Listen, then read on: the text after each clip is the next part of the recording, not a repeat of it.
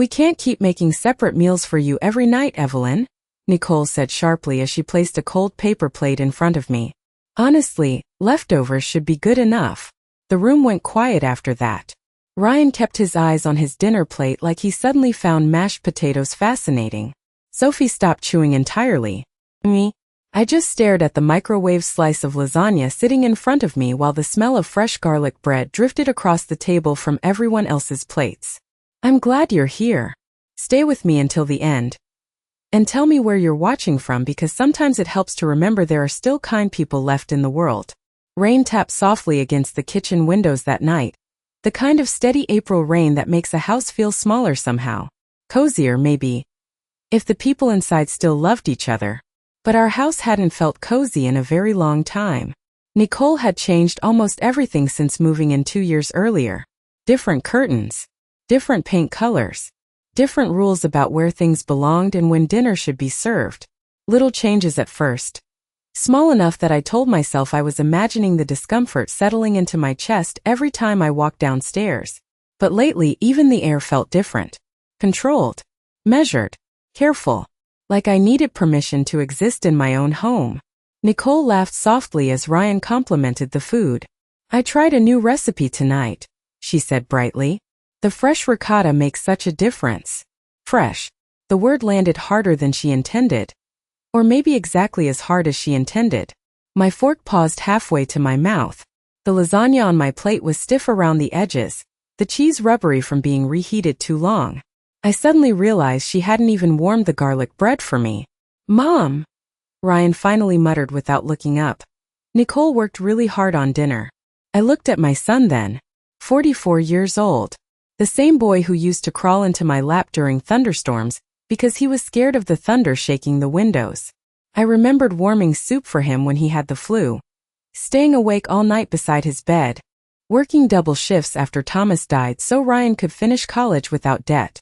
And now he couldn't even look me in the eye while his wife handed me leftovers like I was some burden she tolerated out of obligation.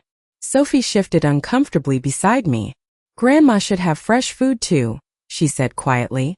Nicole's smile tightened instantly. Sweetheart, your grandmother said herself she hates wasting food. I opened my mouth to correct her. Then stopped, because I had never said that. Not once. But Ryan nodded anyway. That's true, he added quickly. Mom's always been practical. Practical. Such a harmless word. Until it becomes an excuse for humiliation. I lowered my eyes to the cold lasagna again and forced myself to take another bite. The microwave had overheated the sauce so badly that it burned the roof of my mouth. Across from me, Nicole sipped wine from one of the crystal glasses that used to belong to my late husband. Thomas had bought those glasses during our 20th anniversary trip to Napa Valley. Back when this kitchen sounded different. Back when laughter filled the rooms instead of tension so thick you could feel it sitting on your shoulders. Nicole suddenly stood and began collecting empty dishes. Everyone's except mine.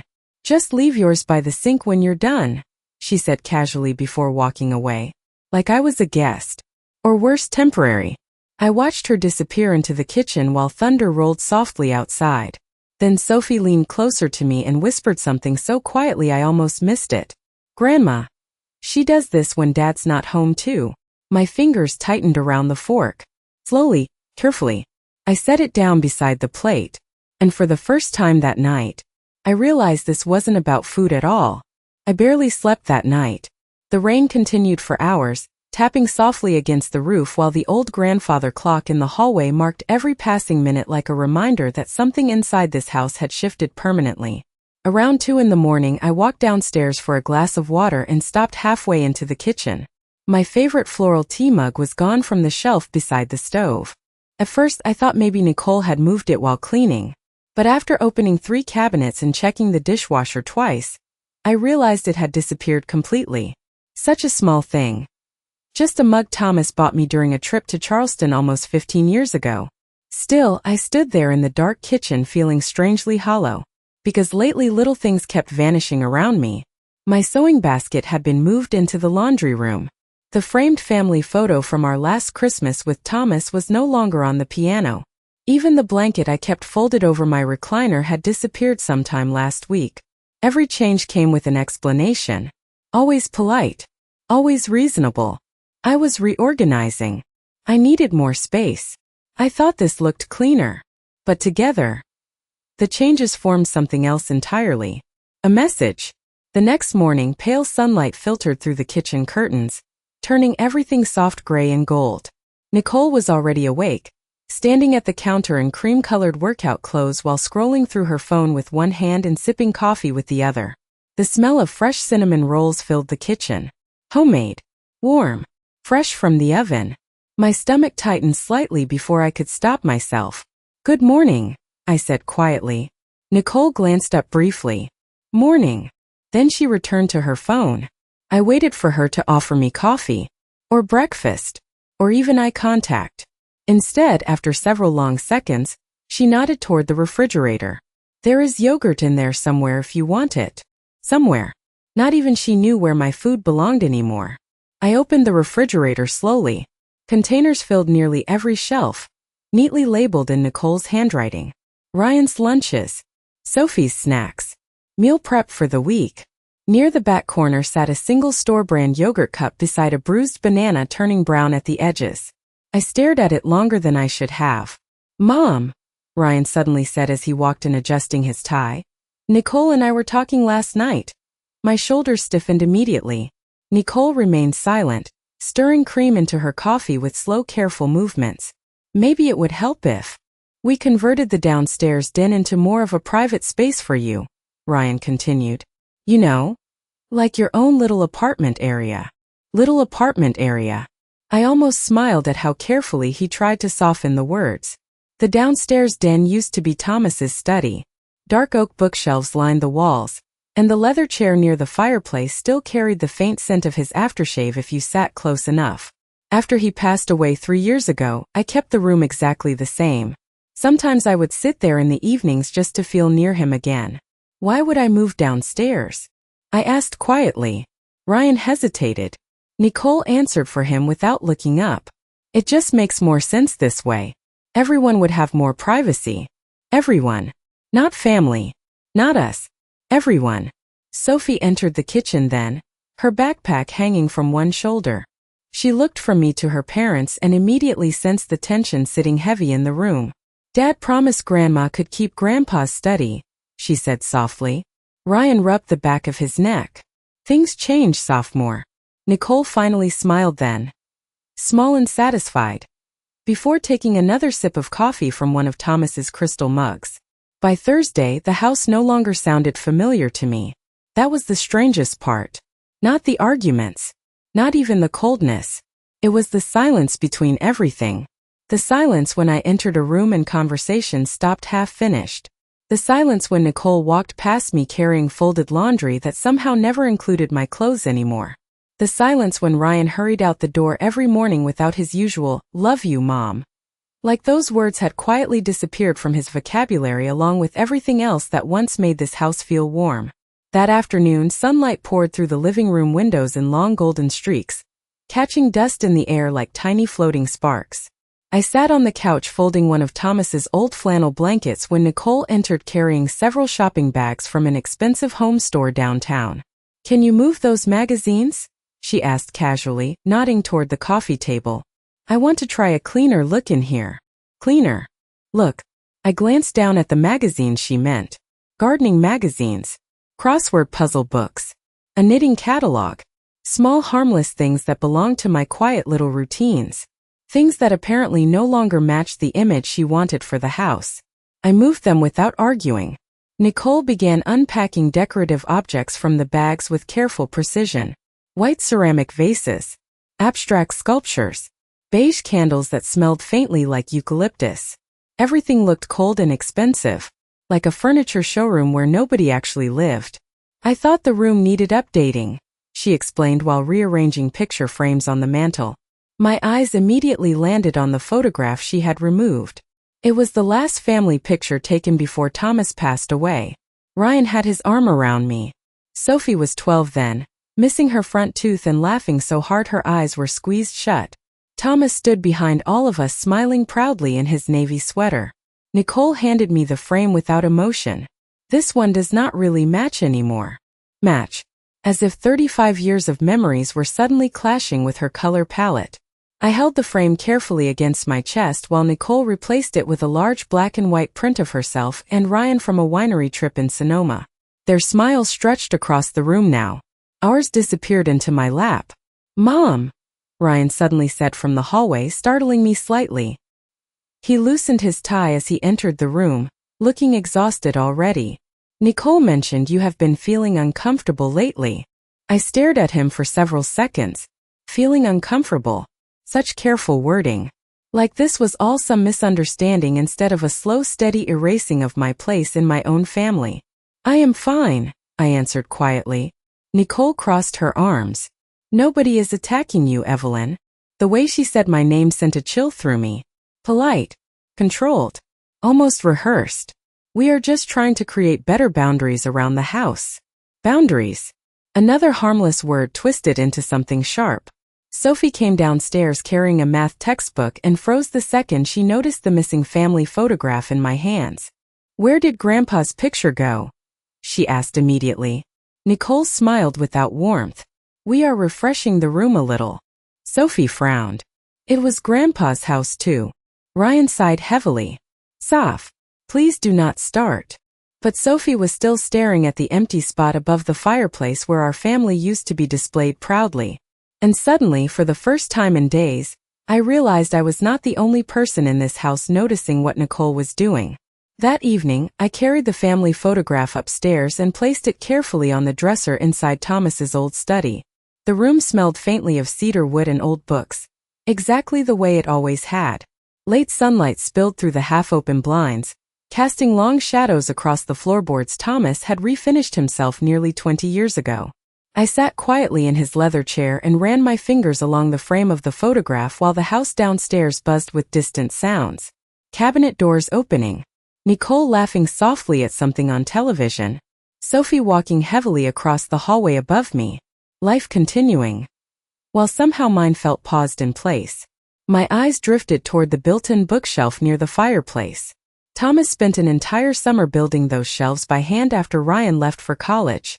I still remembered him standing in the garage wearing old jeans covered in sawdust, insisting he could finish the project without hiring anyone. "This house should carry our fingerprints," he told me once while measuring cedar planks late into the night. "That is what makes a home feel alive." Back then, every room inside this house carried pieces of us. The scratch near the kitchen doorway from when Ryan crashed his bicycle indoors during a thunderstorm at age 10. The faded pencil marks inside the pantry tracking Sophie's height every birthday since kindergarten. Even the tiny burn mark on the back patio from the 4th of July barbecue. Thomas accidentally dropped an entire tray of hamburgers onto the grill and laughed so hard he cried. Nothing about this house was perfect, but every inch of it belonged to our family story. Or at least, it used to. A soft knock interrupted my thoughts. Sophie stepped carefully into the study, still wearing her oversized sweatshirt and carrying a bowl of popcorn against her chest. "Mom says I should not bother you down here," she said quietly before sitting beside me anyway. I smiled faintly. "Your mother seems to have a lot of opinions lately." Sophie looked down at the carpet. "She keeps saying you would be happier somewhere smaller." The words settled heavily between us. Somewhere smaller. Not here. Not with them. I stared toward the fireplace while memories flickered painfully through my mind. Thomas sitting exactly there every Christmas morning with wrapping paper piled around his feet. Ryan asleep on the couch after Thanksgiving dinner while football played softly in the background. Sophie dancing through the living room wearing princess costumes and crooked plastic tiaras. For years this house held every version of our family inside its walls. And now Nicole spoke about it like a property investment waiting to be reorganized. "Do you want to leave?" Sophie suddenly asked. Her voice sounded small, fragile. I turned toward her slowly. "No," iyan suara tunasli. "I do not." Sophie nodded like she already knew the answer before asking. Then she hesitated for several seconds before speaking again. "I heard Mom talking on the phone yesterday." My stomach tightened immediately. "Talking about what?" Sophie lowered her voice even further. "She told somebody the downstairs den would be perfect once all your things were moved out." Moved out. Not reorganized. Not adjusted. Moved out. The room suddenly felt colder around me despite the warm sunset glowing through the windows. Downstairs I heard Nicole laughing again. Light and cheerful. Like a woman completely certain the future already belonged to her. Saturday arrived bright and unusually warm for early May. Sunlight flooded the backyard through the kitchen windows while Nicole moved around the house preparing for what she called a small family barbecue. By noon, the smell of grilled chicken and charcoal drifted through the air, mixing with freshly cut grass from the neighbor's yard. Ryan spent the morning cleaning patio furniture while Nicole arranged flower centerpieces across the outdoor table with the kind of perfection that looked beautiful from a distance but exhausting up close. I stayed mostly inside. Not because anybody asked me to, but because lately I felt like an unwanted guest hovering around someone else's gathering. Around 3 o'clock, Nicole's sister and brother-in-law arrived carrying wine bottles and expensive desserts from a bakery downtown. They greeted Ryan warmly, hugged Sophie, smiled politely at me. Always politely. That was the thing about Nicole's family. Nobody openly disrespected me. They simply followed Nicole's lead in subtle ways that slowly pushed me toward the edges of every conversation. By dinner time, the backyard glowed gold beneath hanging string lights Nicole installed the previous summer. Laughter floated across the patio while music played softly from outdoor speakers. I sat near the far corner of the table beside Sophie, listening more than speaking. At one point, Nicole began telling a story about meal planning and grocery budgets, while passing around fresh peach cobbler still warm from the oven. Honestly, she laughed lightly, Evelyn is the easiest person in the house to feed. She practically survives on leftovers anyway. A few people chuckled automatically. Not cruelly. Just uncomfortably. The kind of laughter people give when they sense something is wrong but do not want to acknowledge it. My fingers tightened slightly around my fork. Across the table, Ryan stared down at his plate again. Sophie stopped eating completely. Nicole continued smiling as though she had made the most harmless joke in the world. Nothing wrong with being practical, she added while sipping iced tea. Practical. There was that word again. Always dressed up nicely before being used like a knife. I looked around the table slowly, at the polished wine glasses, the glowing patio lights, the expensive outdoor furniture Thomas and I once saved for months to buy together. I suddenly remembered another barbecue nearly 15 years earlier. Ryan standing beside the grill laughing while Thomas taught him how to season steaks properly.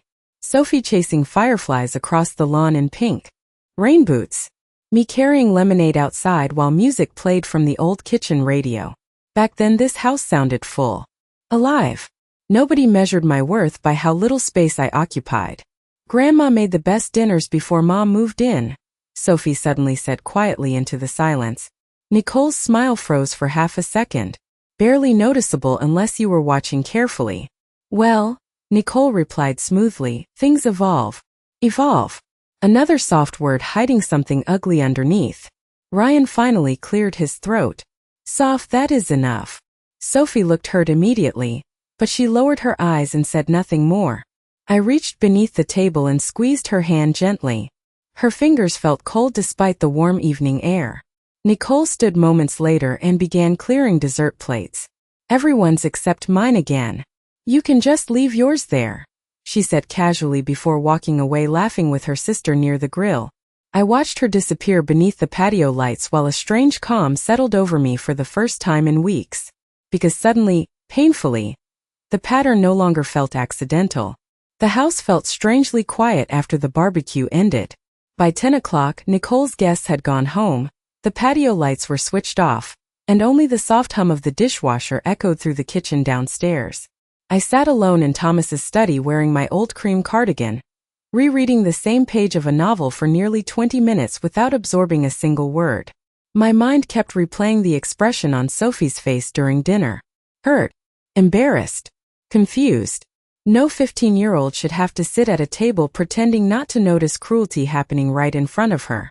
Around midnight, a soft knock sounded at the study door again.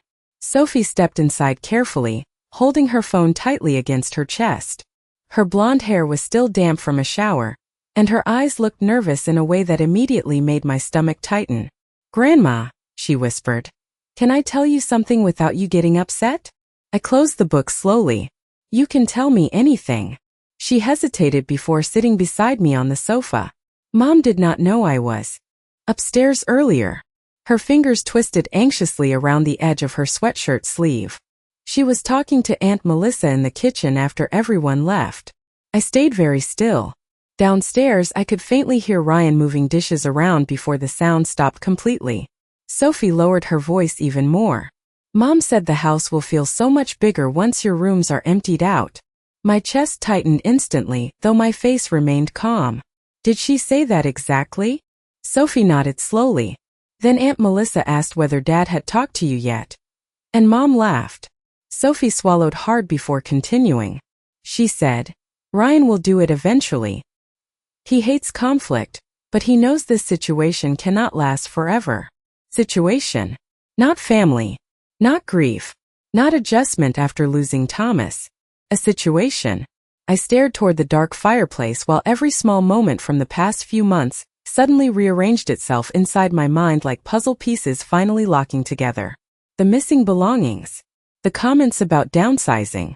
The private conversations that stopped when I entered rooms. Even the leftovers. None of it had been random. Nicole was preparing the house for a future that did not include me in it. Sophie's eyes filled with tears. I do not want you to leave. Her voice cracked softly on the final word. I reached for her hand immediately. Sweetheart. Look at me. She did. None of this is your fault. She wiped quickly beneath her eyes. Dad acts different around Mom now. He was never like this before. I thought about that long after Sophie spoke the words. Because she was right. Ryan used to defend people. Used to notice when somebody felt uncomfortable. Thomas always said our son had a soft heart. But softness can become weakness when someone stronger learns how to control it. A floorboard creaked faintly upstairs. Sophie stood quickly. I should go before Mom notices. I nodded. She hugged me tightly before slipping out into the hallway. After the door closed, I remained alone in the dim study listening to the old clock tick steadily beside the bookshelf. Then my eyes drifted toward the oak filing cabinet near Thomas's desk. Suddenly, for the first time in weeks, I found myself wondering something I had not considered before. Exactly whose house did Nicole think she was taking from me? The next morning arrived cold and overcast, the kind of gray May morning where the sky hangs low enough to make the whole world feel heavy. Nicole left early for a yoga class, and Ryan rushed out 20 minutes later after forgetting his laptop twice and snapping at Sophie for moving his car keys. The second the front door closed behind him, silence settled across the house again. Real silence this time. Not the tense, careful kind. I stood alone in the kitchen holding a cup of coffee while staring at the oak filing cabinet visible through the doorway of Thomas's study. For several long seconds I did not move. Then slowly, almost cautiously, I walked toward it. The cabinet smelled faintly of dust and cedar when I opened the bottom drawer. Thomas always kept important documents carefully organized inside labeled folders. Insurance papers, tax records, mortgage statements dating back nearly 30 years. My fingers trembled slightly as I pulled folders free one by one. I was not entirely sure what I was searching for yet. Maybe reassurance. Maybe proof that I had not imagined the security this home once gave me. Near the back of the drawer, beneath old retirement paperwork, I found a thick cream-colored envelope with my name written across the front in Thomas's handwriting. Evelyn. Just seeing his handwriting after all this time made my chest ache unexpectedly. I sat down slowly in his leather chair before opening the envelope. Inside rested several legal documents along with a folded letter dated 8 months before Thomas passed away. I recognized the attorney's letterhead immediately. Daniel Mercer. Our family lawyer for nearly 20 years. My eyes moved quickly across the paperwork at first. Then slower. Much slower. By the second page, my heartbeat had changed completely. The house was protected inside a living trust. Not transferred to Ryan. Not jointly owned. Legally secured under my control unless I personally decided otherwise. I blinked several times, rereading the same paragraph again just to be certain. Thomas had updated everything after his diagnosis. Every detail. Every signature. Every protection. A soft, shaky breath escaped me before I could stop it. For weeks I had been sitting quietly at my own dinner table while Nicole behaved like the future owner of this house. And legally, she had no claim to it at all. None. My eyes drifted toward Thomas's letter next. The paper felt delicate in my hands as I unfolded it carefully. If you are reading this, the first line began. Then I was right to worry. Tears immediately burned behind my eyes. Thomas wrote about Ryan's tendency to avoid conflict, about how grief makes people vulnerable to influence, about how he never wanted me to feel pressured or displaced inside the home we built together. One sentence stopped me completely. Kindness should never require surrender. I stared at those words for a very long time while rain began tapping softly against the study windows again. Suddenly, dozens of moments from the past months looked different now. Nicole's confidence, her careful little comments, the way she rearranged rooms like she already owned them. She had assumed Ryan inherited everything automatically after Thomas died. And Ryan, God help him, probably assumed the same thing too.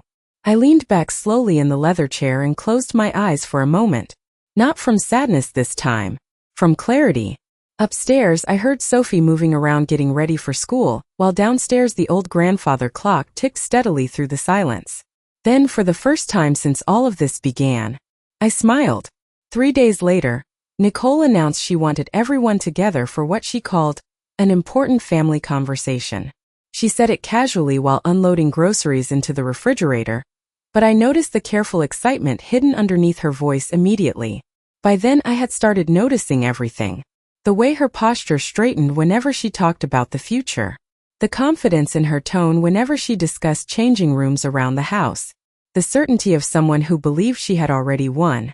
That evening, heavy clouds rolled across the sky outside while warm yellow light filled the dining room.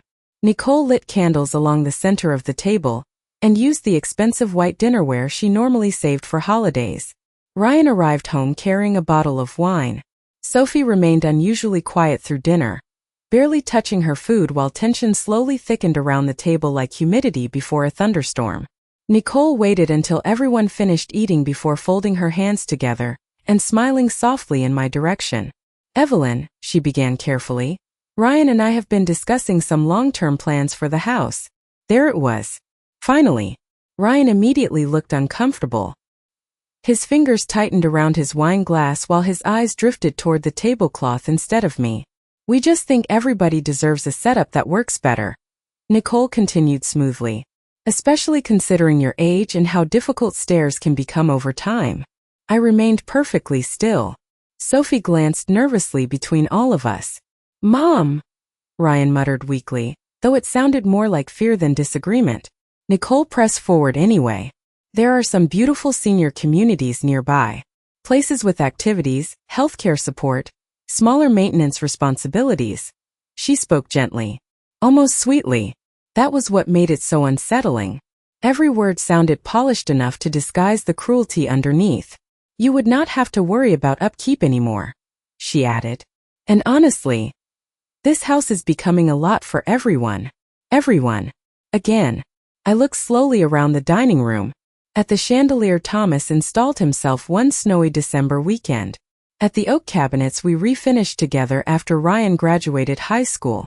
At the small scratch near the doorway where Sophie dropped a roller skate at age 9 and cried for an hour because she thought Grandpa would be angry. This house held more pieces of my life than Nicole could possibly understand. And suddenly I realized something else too. She truly believed this conversation was hers to lead. Nicole stood and disappeared briefly into the kitchen before returning carrying dessert plates. Fresh cheesecake slices rested beautifully on Ryan's plate. On Sophie's, too. Then Nicole placed a small plastic container beside me without a word. Leftover pie. Still wrapped in grocery store plastic. Sophie inhaled sharply beside me. Ryan closed his eyes briefly like he physically could not bear to look at what his wife was doing anymore. Nicole smiled lightly. I remembered you prefer not wasting food. The room fell silent. Completely silent. I stared at the plastic container for several long seconds before reaching calmly into the leather folder resting beside my chair. Nicole's expression did not change at first. Neither did Ryan's. But the moment I placed the trust documents carefully onto the center of the table, the entire atmosphere shifted. Ryan frowned immediately. Mom, what is this? I folded my hands quietly in front of me. Then I looked directly at Nicole for the first time in weeks without lowering my eyes. These, I said softly, are the legal documents confirming this house belongs entirely to me. Nicole's smile disappeared. For a moment nobody spoke. The grandfather clock in the hallway ticked softly behind us while rain pressed against the dining room windows in slow, uneven streaks. Nicole stared at the documents like she could somehow force the words to rearrange themselves into a different outcome.